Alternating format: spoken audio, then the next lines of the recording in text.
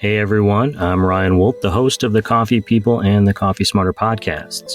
Thanks for checking in with us here. These shows are presented to you with help from Roastar Coffee Packaging.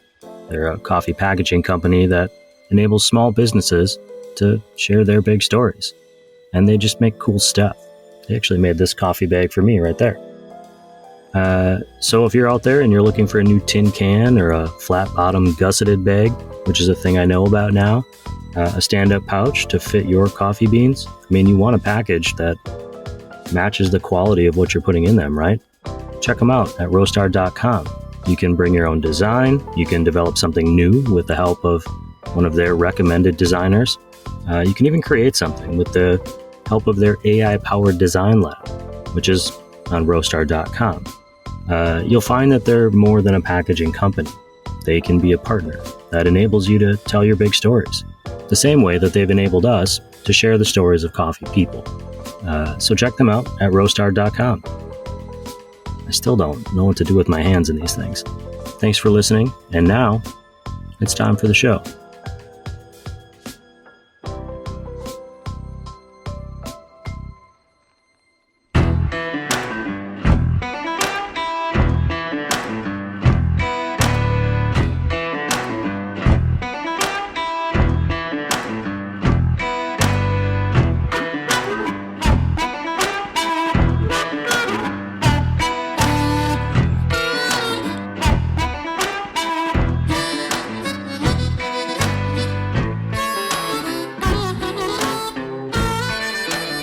Hey there, everyone. Welcome to the Coffee People podcast. I'm your host, Ryan Woldt. This show is presented by Roastar Coffee Packaging, which you can find online at roastar.com. You see my eyes moving because I'm reading some of this. The Coffee People podcast is part of our Roast West Coast Coffee Network. You can find us online at roastwestcoast.com. You'll find recaps of our show, our Coffee Smarter podcast, and so much more. Our guests today are Gamble and Suneal Pabari, the co-founders of Leaderboard, a worldwide educational coffee tasting game and community, which you can find online at leaderboard.coffee. Of course, those links will be in our show notes and in our newsletter. And if you haven't poured yourself a cup of coffee yet, you should hurry up because it's time for the show. Cheers. Who wants to get why don't we start with maybe we should do like hands for which one of us will we'll go for that. I feel like I'm pointing, but you don't know who's on what side of the screen. Let's start with you, Grant. Introduce yourself, let people know who you are and what your role is at Leaderboard, among other things. Cool. So I'm Grant Gamble, friendly Canadian coffee nerd. I am based in Vancouver, British Columbia, in the Pacific Northwest. I am the co-founder of Leaderboard. I am also the creative director of the World AeroPress Championship and the founder of Culture Coffee Project, which is sort of my own events and marketing agency for everything else that I do just under one roof. Sweet. And my name is Suneal Pabari. I am also a friendly Canadian coffee nerd based in Toronto, Ontario. I'm the co-founder of Leaderboard Coffee, as well as the Roasters Pack and Coffee Wallas, a coffee roasting project focusing on specialty Asian coffee. I like that you're on opposite ends of a massive country and just showing that, there's peace and harmony, depending on which side of the border you're on there. Opposite ends of the expanse. Well, I was actually living in Toronto for about a decade, which is where I met Suneal. And when we had actually started Leaderboard, I was still based in Toronto, but then moved out here back to Vancouver about three and a half years ago now, something like that. In Vancouver, I will say one of my favorite places in the world, and somehow the only place that I looked at that was more expensive than where I already live. So our move is being delayed to Vancouver. Suneal, you both have a lot of coffee experience, and there's going to be links for everyone listening in all of our notes and in the newsletter and everything. There's just a list of things we do. We're kind of focused on Leaderboard today. But before I get to that, I'm wondering, if you guys could give us a little background, who are you outside of coffee? How did you get interested in coffee in the first place? Yeah. So about 11 years ago now, I was living in a suburb of Toronto, about an hour away from Toronto. And I had tried some good coffee, but living in the suburb, there really wasn't any good coffee. I had just graduated university recently, and I was living with my parents still. Um, and I don't know what the suburbs are like where you're at, but the ones near Toronto are like quite, we'll say, like dull or lacking personality. And so there's not really like good restaurants or culinary experiences or cool cafes. So I had tried good coffee and I wanted to try more, but it was really hard to get my hands on like really cool specialty coffee. Especially like 11 years ago, specialty coffee was like happening, but it was not at the level that it is today. And so my answer at the time was like, let me check the internet. And the internet also like was still pretty bare bones when it came to specialty coffee. And so I figured, hey, why not try and like solve my own problem? And what that led me to was starting a coffee company called the Roasters Pack, which is a coffee subscription here in Canada, where you get to try 3 different Canadian roasters, 3 different coffees from 3 different Canadian roasters. So it's a really cool way to explore coffee, see what you like, learn more about coffee. And that was my start in specialty coffee. It was just like trying to scratch my own itch and solve my own problem of being like, hey, I want to learn more, I want to try more, but there's no real good way of doing that right now in Canada. And so that was my start, jumped in the deep end. And yeah, it's been a fun 11 years since. That's just an entrepreneurial mindset where you go, how can I either make enough money not to be spending money to do the thing that I want to do, or actually make more money so I can keep doing it? And Grant, I don't want to ignore you, but Suneal, I just want to clarify, starting the Roasters Pack, was it a challenge to find enough Canadian roasters at that time in specialty coffee to continually be updating your offerings? Honestly, no. There were enough doing, I think, interesting things back in the day, but now it's obviously like exploded. And every year, like more and more specialty coffee roasters come on the scene. I think Canada has like a secretly really good coffee scene, or kind of like a sneaky good group of roasters. I think there's a lot of talent up here in Canada that maybe gets like overlooked because we're like, oh, we're just Canada. But I think there's a lot of really talented coffee people up here. How about you, Grant? How did you kind of get started, and any of those first memories of coffee that inspired you? So working in coffee was actually my first job when I was 15 years old. So growing up, my father was always a really big fan of just beverages in general. So wines, whiskeys, coffee. And from a very young age, we were sort of like taught to respect the beverage. It wasn't really like a means to an end. So drinking wasn't necessarily to get drunk. It was to appreciate, the sort of social aspect of that beverage and the flavors of it. And so coffee kind of like fell into that for me. And so when I wanted to get my first car, I was like, okay, I kind of need a job to do that. I am nowhere near old enough to work as a bartender. So let's do daytime bartending and get a job at a cafe. So I started working at a Starbucks, and this was while I was in high school, and I ended up actually managing that Starbucks while I was still just a wee little fetus, which was kind of a weird experience, like managing people that were much Sure. older than me. But yeah, I really, really fell in love with the whole culture around coffee, even though, at Starbucks it was quite limited, but it was still all very, very new for me. And I just kept going down the rabbit hole. So I started working at another shop, or a chain of cafes in Vancouver where they were actually using manual machines, and kind of fell in love with that and just went farther into it. And then I moved to Toronto in 2010 to actually pursue a career in advertising. So I was going to school for an advertising degree.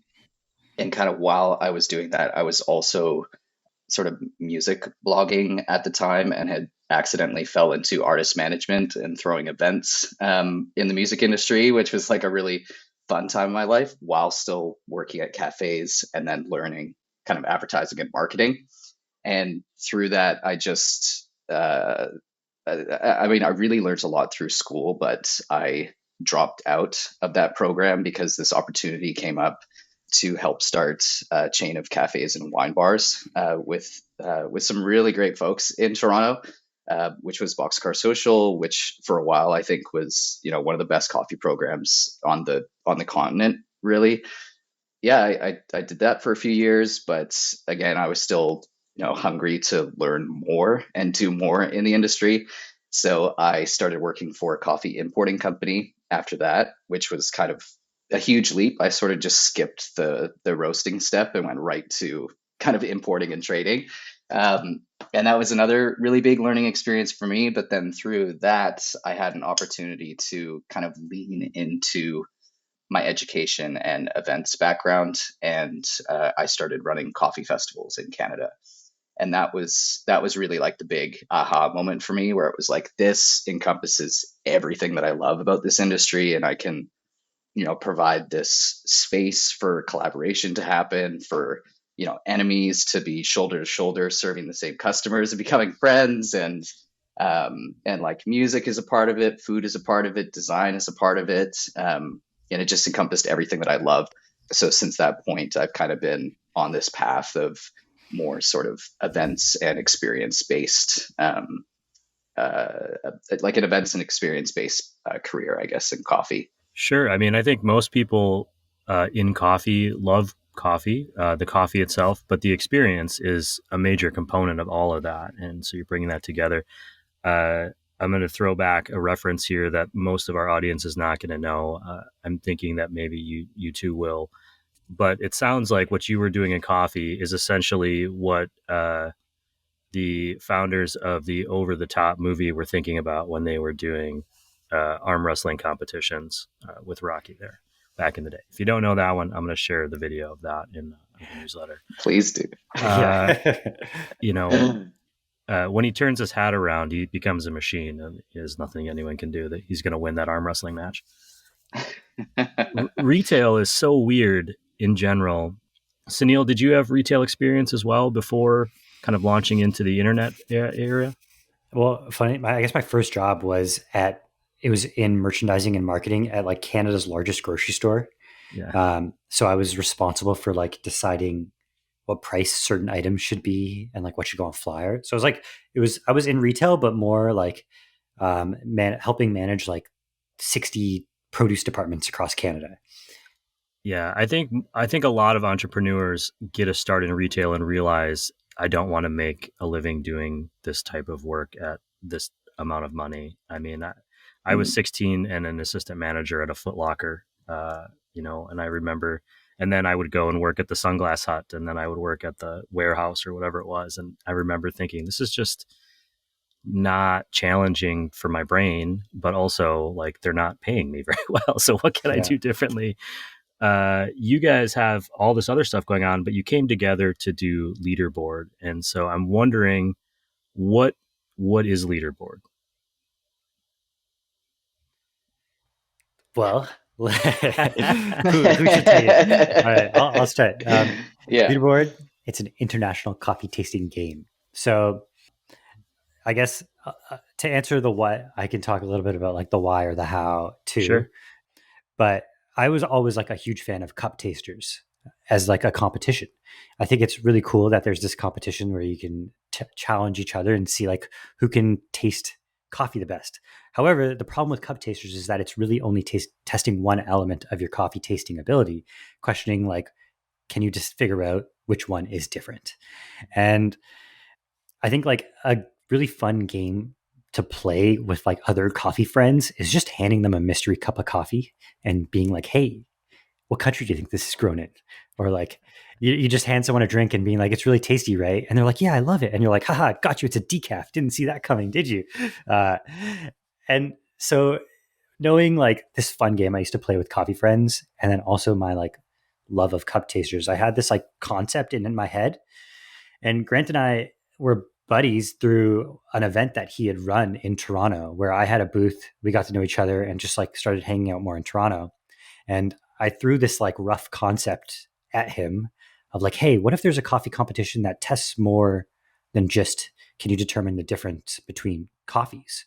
And we started like workshopping, brainstorming, and just kind of like riffing on this idea. And that's what led to Leaderboard Coffee, which is it's now an international mystery coffee tasting game.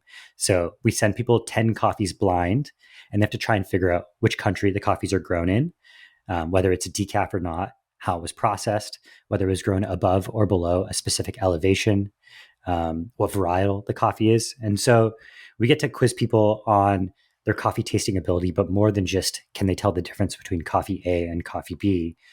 It's more about like the stuff that I think as coffee professionals we really like to talk about, and I think is probably really useful for you as a coffee professional to be able to taste and figure out in terms of palate development.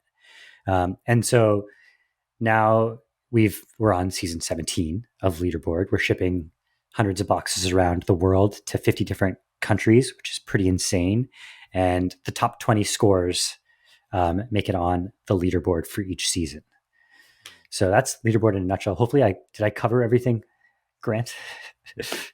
Yeah, I think maybe the only missing element is like visually and stylistically, the whole game is sort of reminiscent of like an arcade game or a video game, just to try to make this whole experience more approachable. Because learning about coffee, like we all know this, and we are fortunate enough to work in coffee and have education that way.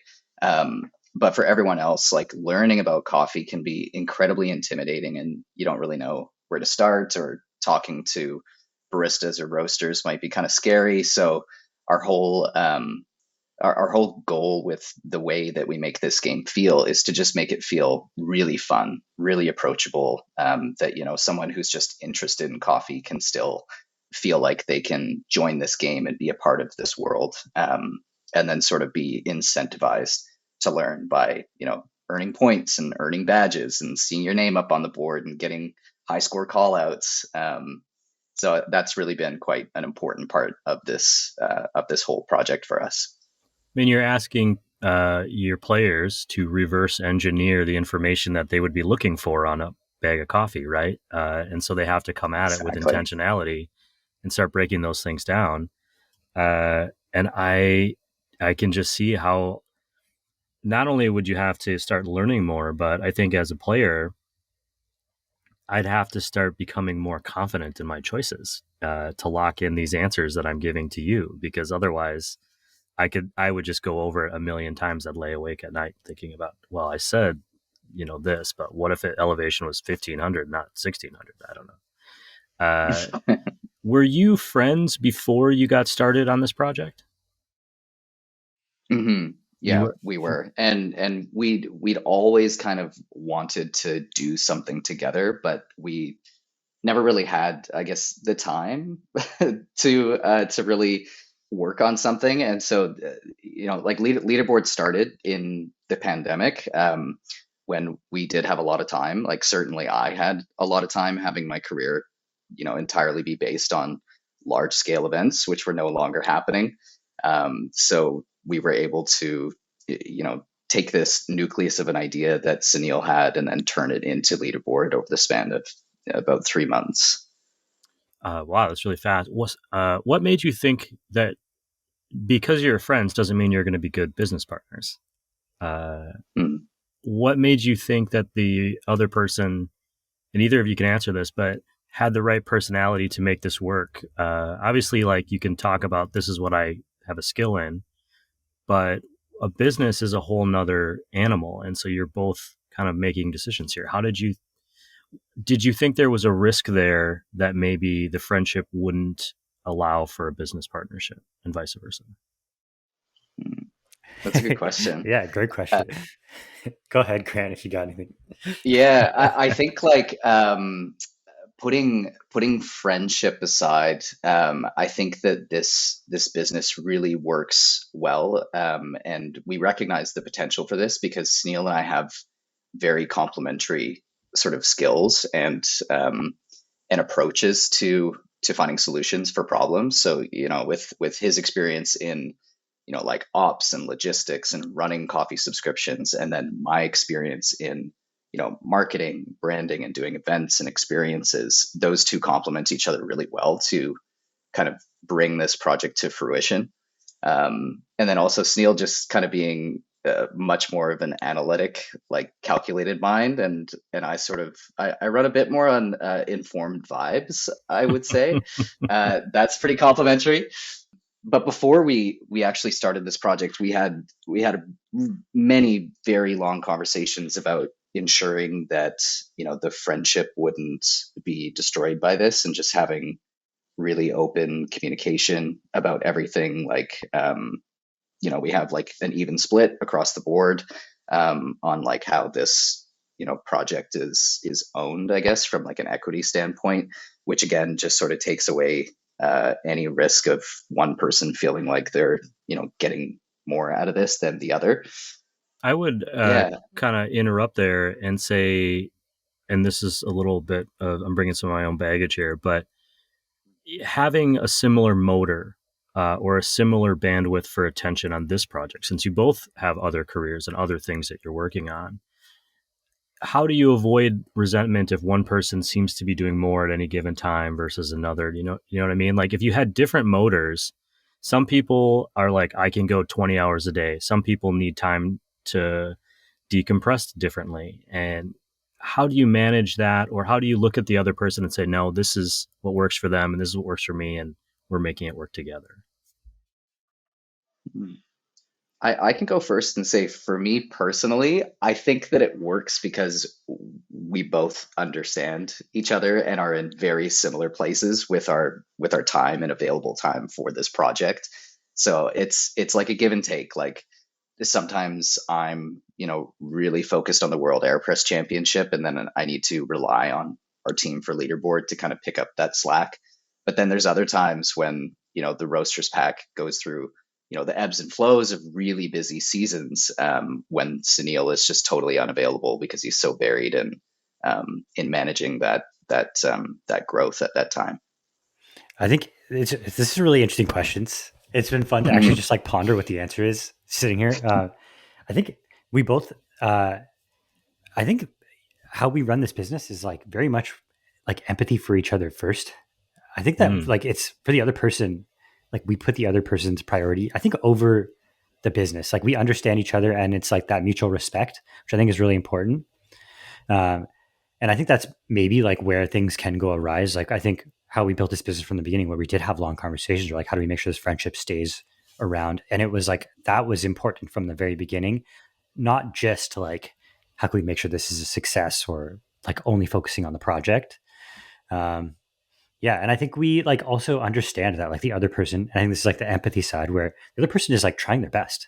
Like everyone is doing what they can. And so like, I know that like Grant will work super hard when he can. And I think Grant knows that about me too. And we're both like aligned on the goals and the vision of what we want this to potentially be. And I think, yeah, it feels like there's this really nice mutual understanding.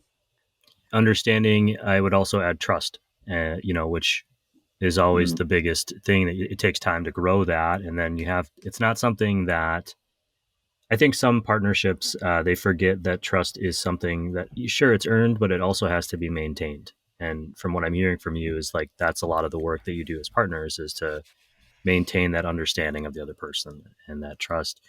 17 seasons is an incredible accomplishment. So congratulations. Thank you. I would assume more players now than at the beginning. But how has that community of people who are excited to play this game, or excited, how do you cultivate that? Did they engage with each other, or is it just back and forth with you? I mean, how does that process work where, okay, cool, like I'm doing this thing and my name's in that top 20. What does that mean to the person on the other side of this?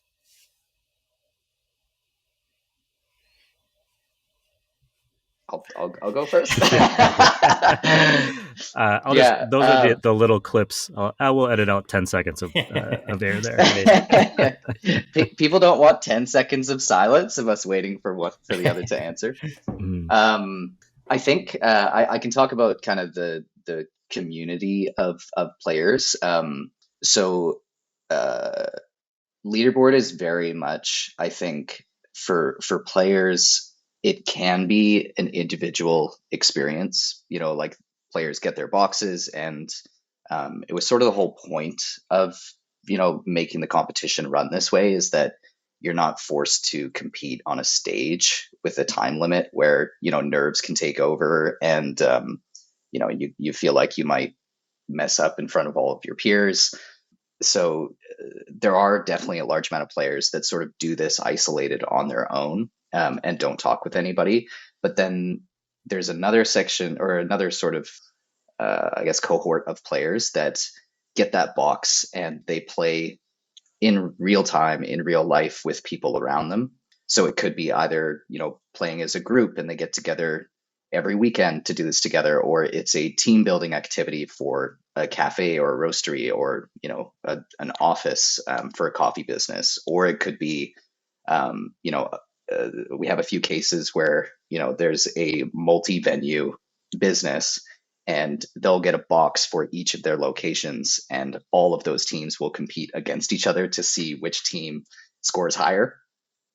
And then we have this other cohort or section of players, which I feel like is the majority, where people are playing this either on their own or in a group, but then they're actually connecting with other players online. So we have a Discord server where we put all of our players from around the world into one place, and they can discuss the coffees and come up with their wild theories about what does this clue in the mixtape mean, like, and how does that relate to potentially being this coffee, or Leaderboard follows these 6 roasters on Instagram, so it means that one of them must be in this game. So we do provide this space for players to actually connect with each other, and sort of have this shared leaderboard experience without us really needing to stoke the fire, so to speak. You're cultivating conspiracy theories. That's what you're doing. 100%. Absolutely. We're breeding the next generation of conspiracy theorists through coffee. Absolutely. How much are the two of you engaged with this community, or do you really just send out the coffee and then stand back and then hands off, let them go to town? I mean, we do like to get involved in the Discord, but it's usually like letting them discuss amongst each other. It's funny, like I've been to real life cuppings where people are tasting Leaderboard, and people will like say something and then they'll look at me like as if I'm like my facial reactions are going to give them a hint, like, oh, this acidity really reminds me of a Colombian, and then like see how I react. And so you kind of need to be poker face, specifically like in real life, but also online, where we can't say too much because we want them to just like play with the coffees, try them, and come to their own conclusions. Generally, we step in when it's like a way to have a fun conversation or like give some information about the game. That's generally where we step in, and we let like the players tend to talk amongst themselves around their theories of what the coffees could be. Mm-hmm. You mentioned earlier, Suneal, the sneaky Canadian coffee culture. I find that I interact with a lot of really incredible Canadian coffee people, just sort of unintentionally. It's just you're everywhere. We're everywhere. What do you wish people knew about the Canadian coffee culture? What makes it unique? One thing, when you live in a country like Canada, a country like America, where it's such a wide swath of geography, there's going to naturally be distinct regional differences in how people treat a product. How do you, what are things that we should know or that we should think about when we're thinking about the differences? I mean, that's a really good question. I think Canada, for some reason, has like a really strong competition culture, or at least like certain areas of Canada do.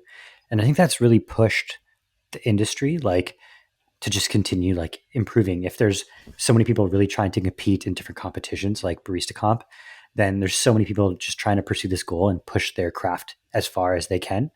I know that Canada has had like many times a top 6 competitor. I don't think we've ever won in the barista competition, but we've had people get like fairly close and quite consistently, which to me is interesting because it's not always the same person.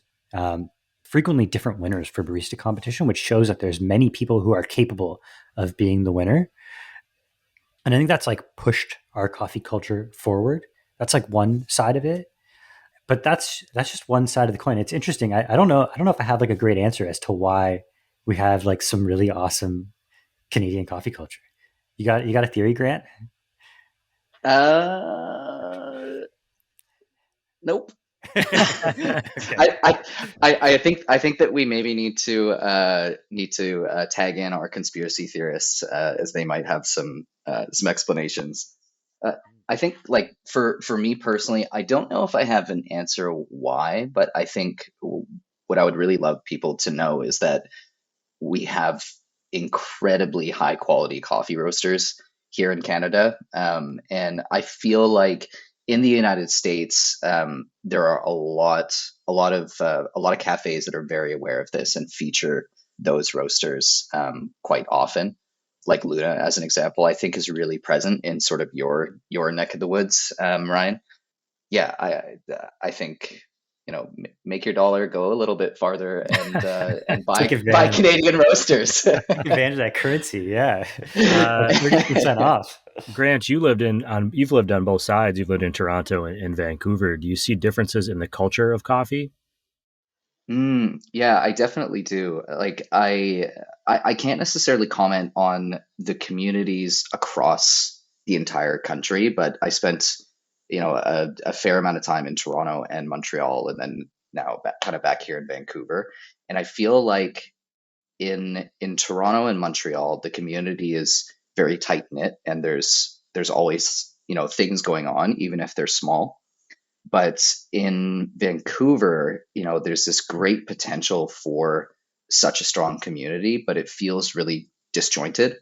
Like, everyone has this unspoken sort of competitive nature, and and I feel like if everybody just kind of got together, they would realize that they don't have to be that way. But there isn't like a catalyst to get everybody together in the same room here in Vancouver. So that's sort of one thing that I've noticed is, the community it just feels a little bit, a little bit more disjointed out here. But then also, another thing that I notice is in Vancouver, I feel like the cafes here, there are some incredible concepts. Like, you walk into the space and right away you get it, like everything from the branding to the design to, the pastries, everything that they do is very intentional and on a very high level. And I think that happens because it's such a high barrier to entry here in Vancouver. It's really expensive to open up a shop. So if you're going to do it, you kind of have to go all in. Whereas in Toronto, you can get away with opening up places a bit more on the cheap. So you have these like really fantastic cafes that, might just feel a little bit scrappier than some of the shops in Vancouver, but you'll have as incredible, if not more incredible, coffees in places in Toronto. And then Montreal is just on a totally other level.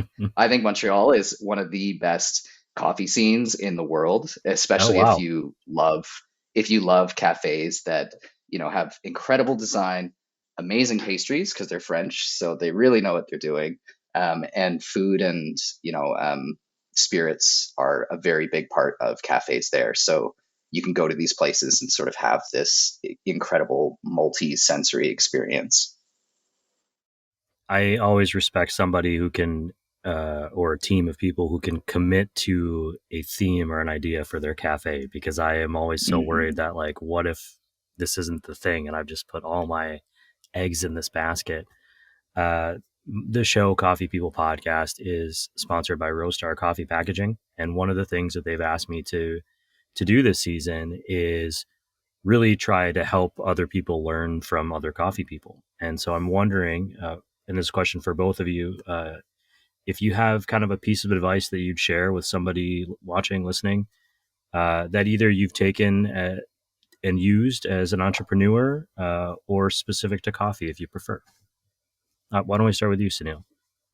I think the really cool thing about specialty coffee is it still feels like a relatively new industry. I think, like I talked about 10 years ago, I guess, I don't know, it feels like a long time, but also it really isn't that long. But I think the industry has evolved so much in 10 years. And I think we can even look at like coffee trends. Let's say like 3 years ago, what the most common coffees were, or the cool coffees were, are very different than what they are today.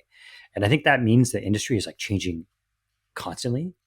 But I think my advice would be like, look at other industries, see where like they have taken things. You don't necessarily need to do what has been done in the past. And it also means that there's like, you can just make stuff up. Like you could do whatever you want. Like it's still so new. It's like you get to decide where this industry can go.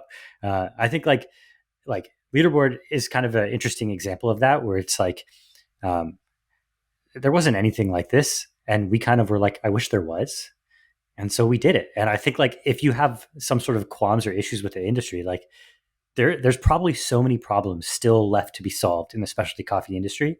So I guess my real advice, where I've gotten myself to now here after this little ramble, is that like look for all the problems, because they still probably haven't been solved because of how young this industry is. And so you can put your stamp on our industry still, because it's still it still feels like it's still really early. How about you, Grant? Suneal stole my answer. Okay. Well, first off, I understand. Yeah, we're actually just one mind. First off, I really understand the importance of sponsors. So shout out Roastar. Thanks, Grant. I should point out, while I let you think of another piece of advice, that with this new season, I'm supposed to do a read-in at the beginning of every episode, and I already forgot to do it with you guys. So I'm gonna go back and read it, and we'll get it in there at some point. Yeah. I think what Suneal said about looking outside of the coffee industry for inspiration is really important. Like beyond just like ideas for what you do, but I think also for inspiration in terms of like design, I think is really important. I think that coffee has this tendency to become so saturated and everything starts looking the same, because when people are starting a company, they look at what other successful companies are doing and then just, modify it a little bit. And I think that, if you're starting a new business, don't be afraid to try something completely different, and just look at other industries to pull your inspiration from. I think, to maybe give a different answer than Suneal, is don't be afraid to ask for help. Sure. I think that that's something that I learned the hard way from trying to do, massively ambitious projects completely on my own, or trying to juggle multiple things completely on my own. I didn't realize how willing people would be to help, either, volunteering their time or to actually, find a way to financially support what you're doing, or even just for advice. I think that we're really lucky in this industry that coffee people are really good people generally, and really fantastic and really interesting people. So if you are ever feeling lost, or, have doubts about anything, just reach out and talk to other people and ask for help. I find that people are, very willing to help you in whatever way that they can. I think through the first, several seasons of me doing this show, one of the things I heard from guests a lot was that they felt, at least when they started in coffee, they felt a little bit alone. Maybe they weren't a lot of roasters in their area. Maybe there weren't a lot of specialty coffee nerds to connect with, or they struggled to find their community. I think we're lucky, as now that we are 10 years in, there are more forums, there's more platforms, there's more ways for people to connect. But I still hear that enough that, it's great advice to let people say, hey, just throw your flag out there and, see who's gonna respond. What comes next for Leaderboard? What's the future look like for you guys? Are you on cruise control? Where are you guys going with this adventure? We actually made like quite a lot of changes even this past season. It's funny, like we're 17 seasons in and we're still evolving the game. Like I get like taking us back, like when we started this season 1, Grant and I sent each other mystery coffees and like tried to test how this game would go, but there's only so much testing you can really do. And when you put this in the hands of like hundreds and hundreds of people, that's when you really start seeing like, how does the world interact with this crazy game that we've created? And what we sort of noticed is that like it was maybe diverging from what we had originally planned or thought. And so we're like, cool, let's tweak the game just a little bit and like see how people interact with the game this time. So like for Leaderboard, our goal is we want to create a fun competition, but it's based around learning. And what we noticed is that people were often spending a lot of time like researching who we're following on Instagram rather than tasting the coffees. And we're like, hey, this isn't how we like want this game to be played. So we made a little bit of a tweak to how we give you hints in where the coffees could be grown. And so we're really excited to see how this plays out. So I guess like the future of Leaderboard is like continually evolving the game to make sure it's a really awesome experience. And that comes through like with the feedback that we get from our players every single season. We get like a lot of feedback on how people found it. And we're just going to continue evolving this game probably forever to make sure it's like a really, really good experience. Mm-hmm. I think like jumping onto what Suneal said, this actually ties back to our earlier conversation around interacting with that community. We keep a very open line of communication with our players and are always asking them for feedback. Like we have a little feedback form when people actually submit their answers, and most people provide us with that feedback, or they email us, or they'll be chatting with me on social media through it or through our Discord. And we often just take that feedback really into consideration because they're the ones playing this game, and try our best to actually implement that into the game. I think you've both kind of pointed out a little bit in different ways, but something that is a real value add that I would offer as advice to people, which is you're not so locked into this is what it has to be, that you're willing to adapt as your consumers are adapting, as they're changing things. It becomes a relationship between the two of you and that other group pushing back with their thoughts and ideas. And that type of flexibility can be a challenge when you've put your whole idea and your whole heart into something, investing into like this concept that you might have, to say, oh, well, maybe what I started with isn't what it's always going to be. And that's a challenge. It's a challenge for anyone's ego, mine included. We've been doing, for the last couple of years, we've been kind of doing this quietly, supporting various charitable things that we find value in here at the show. I wanted to open that up more this year. So I'm asking you guys, are there any sort of charitable efforts or nonprofits or just programs that you think are valuable that we can share with the audience and maybe add a little bit of support to them? I mean, at least here in Toronto, one that like we try to support is just the local food bank. Honestly, I don't know. It's kind of heartbreaking when I drive past it and I see like a huge line. And so usually on like a weekly basis, so my partner has a bakery, and so we'll like drop off some coffee or baked goods for people at this food bank. And so, that's kind of the one that we, or myself personally, like I'm trying to prioritize just food bank. I feel like people got to eat, How about you, Grant? Anything for you?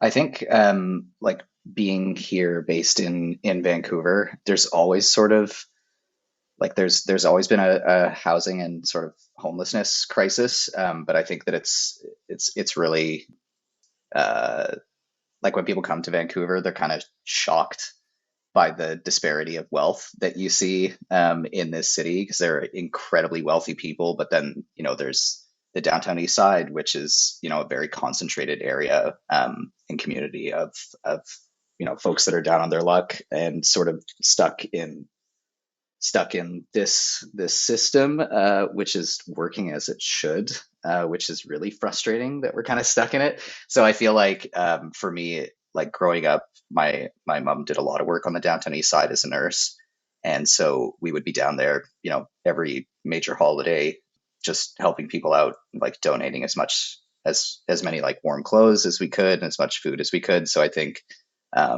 being aware of organizations that are supporting homelessness or supporting sort of finding a solution to homelessness, and policies that will change that is really important. So that'll be my answer for that.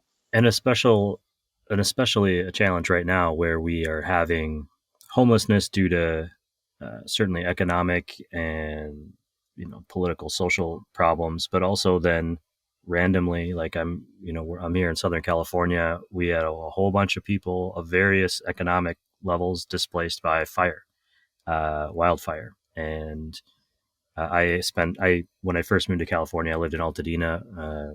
If anyone's listening, the people that are displaced from the Eaton fire there, it's not, you think of Los Angeles and people think of celebrities and famous people, and certainly there are that. And the Palisades fire is drawing a lot of attention to the celebrity side of things. Mm-hmm.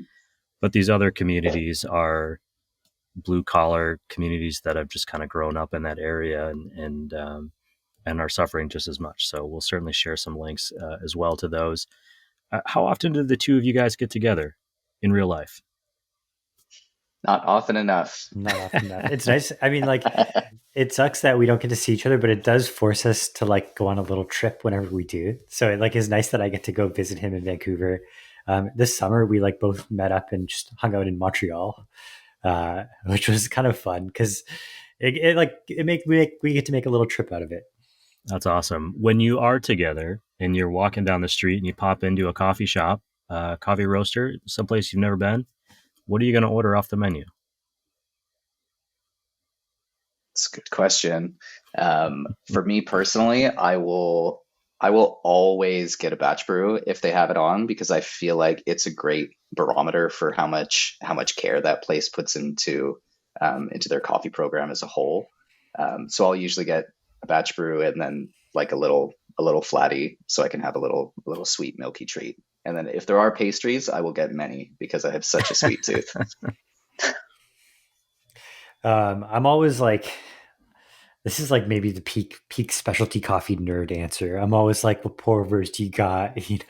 I'm like looking for something interesting. I think the cool thing about specialty coffee shops or coffee shops in general is they also do have like fun, like signature type beverages as well that you can't necessarily make at home. So I also get excited about those. Yeah, that's usually my go-to order.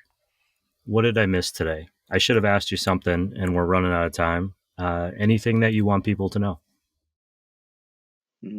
I think like something that we've actually been doing since season 1 with Leaderboard is like education is really important for us, like providing open source education and really fun ways for people to learn about coffee. But we've also recognized like this game is unfortunately really expensive to put together. Like if we didn't have the Roasters pack as our backbone for doing this, like it would be just utterly impossible to do. So the price of the game can be a barrier for people to play it. So since the very first season, we take based on how many boxes we can put together and sell, we take a percentage of that and we put them aside for our scholarship program. So we open up applications every season for people to either nominate someone or apply themselves, and just tell us a bit about how having access to a sort of sensory exercise like this could be really helpful for them. And then we send these boxes all around the world every season. And we've been fortunate enough to send them to a lot of coffee producing countries, which has been really great because a lot of countries have restrictions on what coffee they can import into their country. So there might be a producer in El Salvador that hasn't been able to experience coffees from many countries in Africa or different processes before. So that scholarship program has been like really, really important to us to keep going, and maybe something would be great if viewers knew, so they can spread the word, so that we can get more people into this program and provide the box for free. Yeah. So if you're a barista listening to this who's like trying to push their career forward, but like this is the challenge with coffee education in coffee, I think is also like still pretty early days. There's not like great pathways. There's like the obvious one, which is the queue, but that one is like thousands and thousands of dollars. I think a lot of coffee education is just like hoping you have a good manager who like is wanting to teach you, but it's not necessarily possible for everyone. And so if you're looking to, learn more about coffee and, further your career in coffee, but maybe don't have the means or like the structure or resources around you, please do apply to our scholarship program. We'd love to hook you up with a box and help your coffee career flourish. To both of you, thank you for being here. I really appreciate getting a chance to meet you for the first time, even virtually. It's just been a real pleasure kind of learning about Leaderboard, and I feel like both of you should come back on the show to just talk about all the other stuff at some point that you do, because I think it just seems like such an interesting, coffee life that you're leading. Thank you. It was great to meet you too, Ryan. Appreciate you having us on. Yeah. And thank you so much, Ryan. Since I am going to do my job, I'm going to do the read out, so I don't have to record that. Maybe we should all read it together. Everyone listening, you can find all the links that we chatted about today in the episode, including the one to Leaderboard in our show notes, in our newsletter, which you can find online at coffeepeoplepodcast.com. This show, the Coffee People Podcast, is part of our Roast West Coast Coffee Network and can be found on all your favorite podcast platforms, Apple, Spotify. Just search for Coffee People. Search for Leaderboard. You might find us there now by doing that. Shout out to our presenting sponsor, Roastar Incorporated. They're a coffee packaging company out of Wisconsin that helps small businesses, medium-sized businesses tell a really big story with their package. And that's all. That's it, everyone. Thank you for listening to us share some stories of coffee people. Please tip your baristas and be sure to drink good coffee. Okay, I did that part of it. Nice.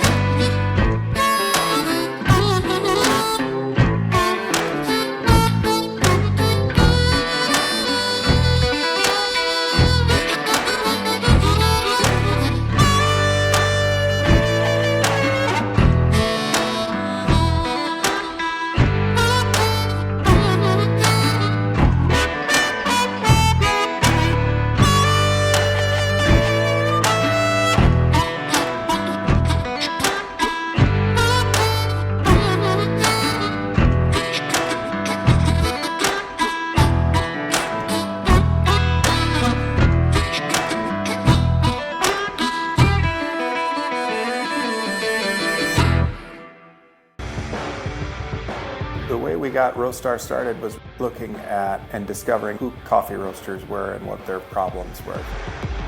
You're going to get unmatched, legendary customer experience here from start to finish. Roastar has evolved a ton over the last few years. We've invested in new equipment and technologies. We have really put a lot of effort into continuous improvement out on the shop floor. What I'm most proud of with Roastar is I love how they seek cutting-edge technology. We also make things that are really cool for really cool customers too. We're really interested in getting to know our customer and discovering what we can do to help them out.